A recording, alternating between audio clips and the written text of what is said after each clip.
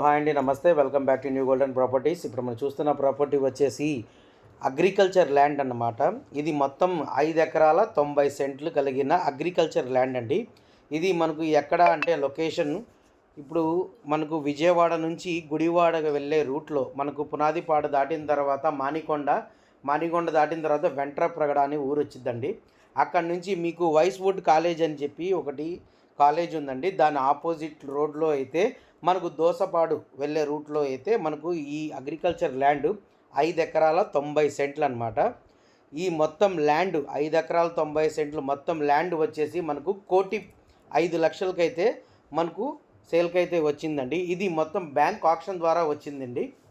ఇది మొత్తం bank auction ద్వారా 5 ఎకరాల 90 సెంట్లు 1,05,00,000 అండి రిజర్వ్ ప్రైజు.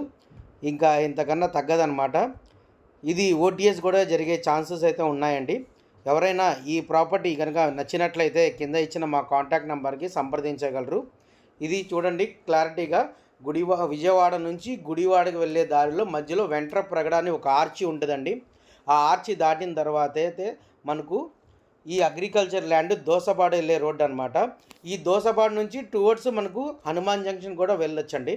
ఈ ప్రాపర్టీ కనుక మీకు నచ్చినట్లయితే కింద ఇచ్చిన మా కాంటాక్ట్ నెంబర్కి సంప్రదించగలరు. Thank you for watching Mujeeb అండి.